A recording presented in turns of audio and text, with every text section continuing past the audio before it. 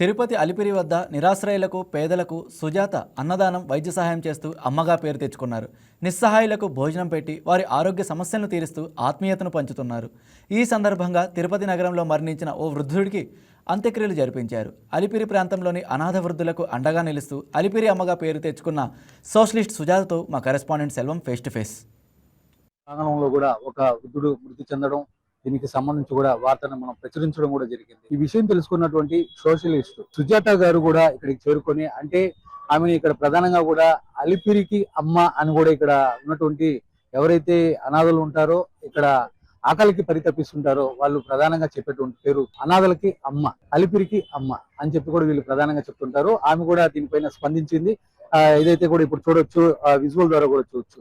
మనం చూపించినటువంటి ఆ మృతి చెందారు ఎవరైతే ఆ అనాథ వ్యక్తి ఉన్నాడో ఆ వ్యక్తిని కూడా ఆమె తనను హక్కు చేర్చుకొని ఆమెకి ఇక్కడ ఏదైతే ఎవరైతే ఈ ఖననానికి ముందుకు వచ్చినటువంటి సుజాత గారు ఉన్నారో వాళ్ళతో కూడా మనం మాట్లాడే ప్రయత్నం కూడా చేద్దాం.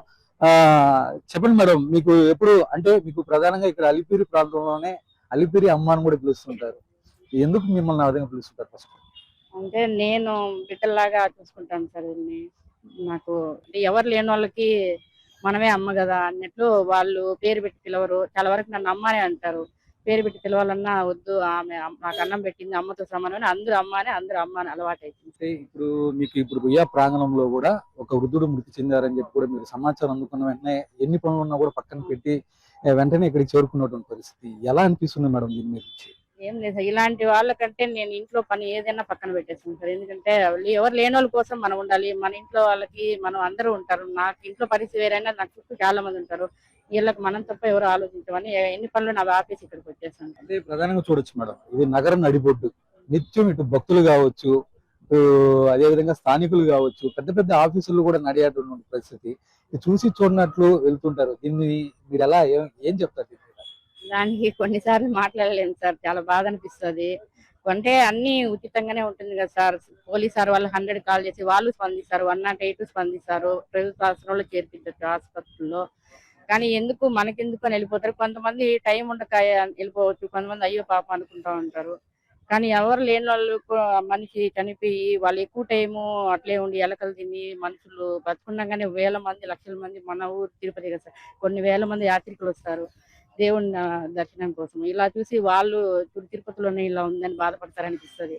మనకి పురుగులతో తిన్నప్పుడు మెయిన్ రోడ్ లో అలా ఉన్నప్పుడు అలా అంటే మారుమూల ఉంటే కూడా ఏదైనా చిన్న చిన్నవి తెలీదు శవం అనుకోవచ్చు. నడి రోడ్ లో ఉన్నప్పుడు మనది బాధ్యత అంటే అందరూ ఆలోచించాలని కోరుకుంటున్నాను సార్. ఏదేమైనప్పటికీ ఇటు సోషలిస్ట్ గా పేరున్నటువంటి అలిపిరికి అమ్మగా భావించేటువంటి సుజాతకి వైకే టీవీ తరఫున కూడా ప్రత్యేక కృతజ్ఞతలు అయితే మనము తెలియజేస్తున్నాం. ఆమె ఇలాంటి కార్యక్రమాలు మరిన్ని కూడా చేయాలా, అందుకు ఆ భగవంతుడు ఆశీస్సులు కూడా ఎప్పుడు ఉండాలని కూడా మనము ప్రధానంగా కోరుకున్నాం. ఇది మొత్తానికి తిరుపతిలో ఉన్నటువంటి పరిస్థితి. కెమెరా పర్సన్ కన్నయ్యతో సెల్వం, తిరుపతి నుంచి. Please subscribe to YK TV Network. Please subscribe to YK TV. Please watch YK News. Don't forget to subscribe YK News channel.